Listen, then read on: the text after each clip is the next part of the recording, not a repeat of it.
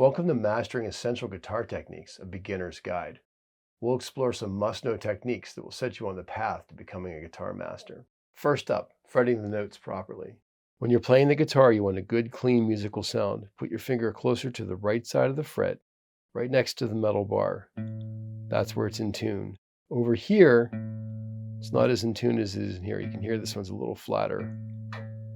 And then what you want to do is push just enough pressure on it so you don't get any buzz. Hear that buzz? A little more pressure, no buzz. If I let go of the pressure, it starts to buzz.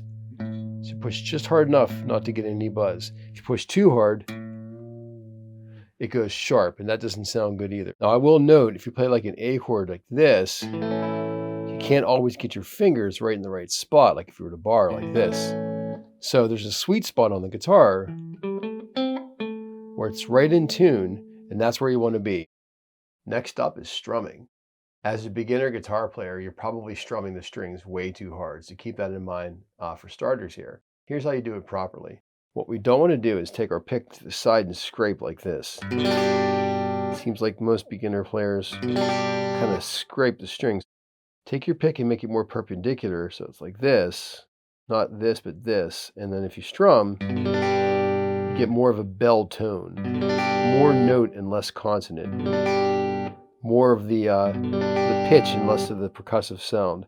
Next thing is, when you're strumming, there's a circumference to your fretboard. The fretboard is rounded, so we want to strum like this and then like this. Not necessarily like this, but like this. So if I play a chord,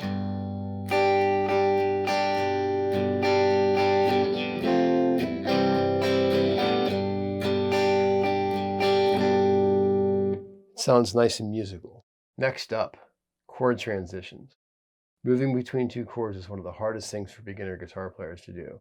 Here's what we're going to do. Let's say we're going to play this E chord first. What we want to do is what I call flow to the floor. There's an order of operations. Generally, when you play the guitar, we strum in the direction of the floor. So we want to add our fingers moving towards the floor like this. One string at a time. Get a nice, smooth, clean sound and strum. See how I did that? I'm adding my fingers in. My fingers are getting a nice clean sound for each one as I move in the direction of the floor. If you can't get those notes to sound out and your fingers are blocking them, you might have to kick your wrist out a little bit more and get your fingers to come at a right angle to the strings. And as you get better, you can relax your hand and your knuckles become more supple, and this will get easier. If this is a challenge for you to get these notes to sound out for a basic chord, take a look at the lesson on the channel right here, which will be a deeper dive into how to do this. You'll find a bunch of strategies to be able to get your notes to sound out on the chords. The next thing is chord transitions, going from one chord to another. So let's say I play the E chord, then I want to go to the A chord. I'm going to go back and forth. Well, that may not be easy for you yet, so here's how we're going to do this. The first thing is we're going to do it with only one string first. 1, 2, 3, 4, doing whole notes, 4 beats for each one. 2, 3, 4. I'm going to try half notes next. 1, 2, 3, 4. 2, 3, 4. 1, 2, 4. And then quarter notes. 1, 2, 3, 4. 1, 2, 3, 4. 1, 2, 3, 4. So once I get good at that, I'm going to try 2 strings instead. The bottom 2 strings are like this. 2, 3, switch. 2, 3, 4. 2, 3, 4. And I'm going to try half notes next. 1, 2, and switch in. 1, 2, 3, 4. 1, 2, 3, 4. Now I'm going to try quarter notes. 1, 2, 3, 4. 1, 2, 3, 4. 2, 3, 4. 1, 2, 3, 4. Let's say I did that with 3 strings and then ultimately 4 strings. At that point, you're getting to the point where you can play chords. 2, 3, 4. You can transition back and forth, flowing to the floor. You see how it's a process of growth as we do this. So if you can't do that yet, and that's really a struggle for you, there's a lesson on the channel right here which will go into great detail on how to make these smooth chord transitions happen. The next thing is this thing I call the dancer. So the dancer is to take your hand and make it flow into the next chord up and down like this. 2, 3, 4, 1, 2, 3, 4. We're not worried about what it sounds like. We're just worried about the smooth transition. Now I'm going to do it with half notes. 2, and switch in. and switch in, 2, and switch in. Now quarter notes, 2, 3, 4 switch, 1, 2, 3, 4 switch, 1, 3, 4 switch, 1, 2, 3, 4. What we're trying to do is get smooth transitions between each chord. If you look at my hand, if I have 4 beats, 1, 2, 3, 4, or 2 beats, 1, 2, 3, 4, or 1 beat, 1, 2, 3, 4, a half a beat, 1 and 2 and 3 and 4 and, or a 16th note, which is a quarter of a beat, 1 and a 2 and a 3 and a 4 and a. Each time I'm doing the same smooth transition between them. So that video that I was talking about gets into something I call the sneeze chord and beyond. We should do all these things before we ever worry about strumming patterns. It gets to be really confusing when you're trying to strum right away. So smooth chord transitions are all about doing this in a stepwise fashion. And take a look at that video to take this to another level. If you're enjoying today's video, please hit that subscribe button and click the bell for notifications. Next up is going to be bending. So nothing probably sounds worse than bending out of tune. Here's how we do this. We can start with a half step first and then a whole step.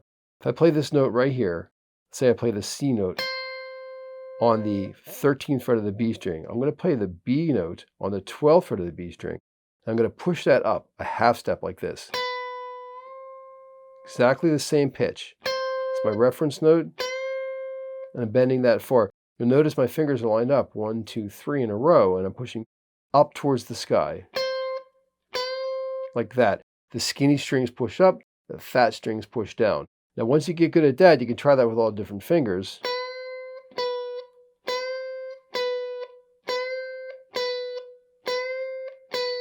Now let's try this. I'm going to play the 12th fret of the high E string.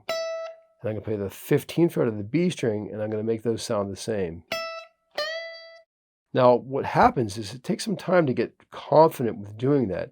You notice I'm lining my fingers up 1, 2, 3 like this. These two fingers are bending together because strength in numbers is better. You can go slowly at first to get to that pitch. And eventually, you'll be able to nail that without actually having to kind of work up to that. There's probably 50 or 100 different ways to bend the strings, like infinite amount of different ways to bend the strings. Different players have different things they do, but basically you're either going to bend directly to that note immediately or slowly work yourself up to that note and then hit the pitch when you get there. So when you practice this, you can try this note and then bend that string. You can also try the 12th fret of the B string and bend the 14th fret of the G string the same way.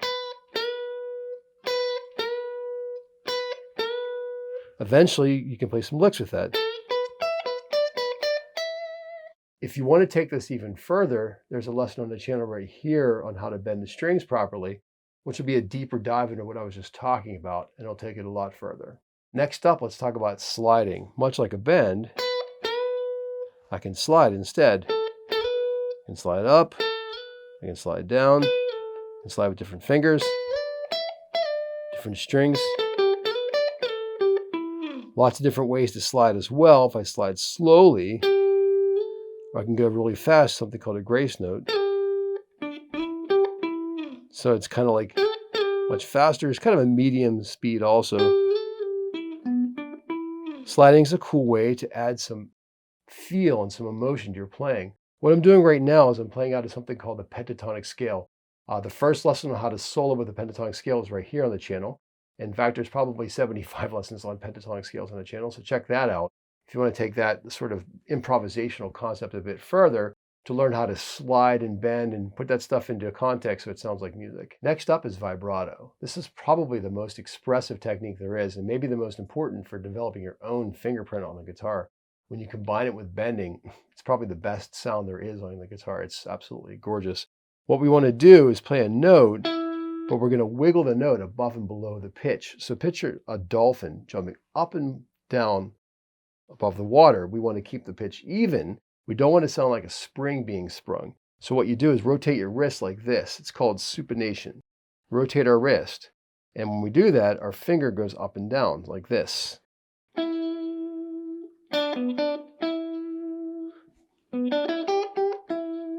So what you do is vibrate your wrist and have your fingertip go above and below the pitch.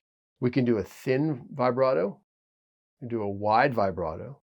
We can do a fast vibrato or a slow vibrato, or a combination of any of those for that matter.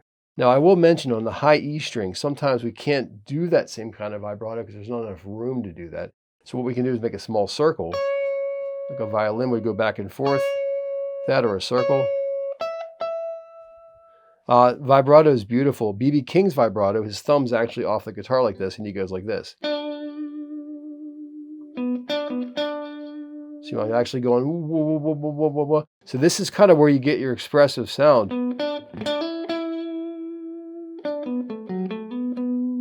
So if I go fast, slow, wide, thin,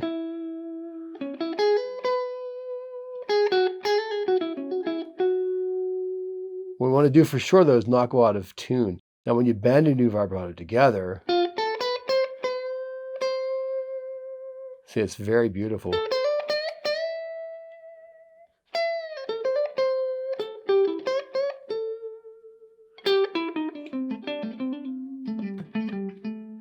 Vibrato is where you get your own sound from. Like Brian May's vibrato is to die for. That his left hand is absolutely gorgeous. This is where you kind of develop your feel, your own thing, when you work out your own way of wiggling the strings. But the technique has to be vibrato that's in tune.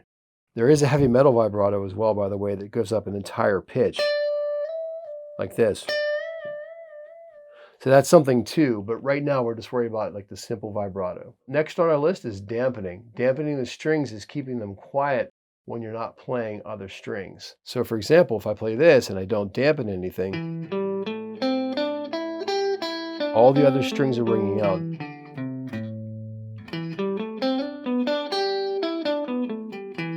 So what we want to do is cover the strings we're not playing so everything's nice and quiet. So what I do, my right hand's covering these lower strings. My first finger of my left hand's covering the higher strings. If I play these notes, this is covered, and this is covered. And it's okay if you do this and you get a little bit of dampening on the notes themselves. That's okay. It's called pizzicato. So some players do that all the time anyways. It's kind of built into their style. So the same thing applies when you're strumming too. But your dampening is all going to be your left hand because your right hand is now strumming. So we have three techniques called the choke, the chick, and the chang. The choke is when you cover the strings you're not playing. If I do an octave, I'm choking the other strings. You see the other strings are covered. The chick is that, and chang is the chord that results after the chick. That's dampening. Dampening is really important so you don't get a lot of extra noise. I call it guitar manners. Keep your guitar nice and quiet and be mannerly and make your guitar sound good and not like too crazy and out of control. And last but not least is going to be palm muting. Palm muting sounds like this. What I'm doing is taking my palm and putting it right here on the lower string so I can go like this.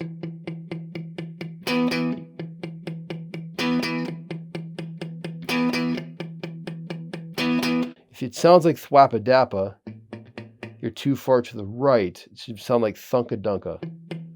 Thunka-dunka. Palm muting is important for lots of different styles of guitar playing. Not just heavy metal or hard rock, but just in general.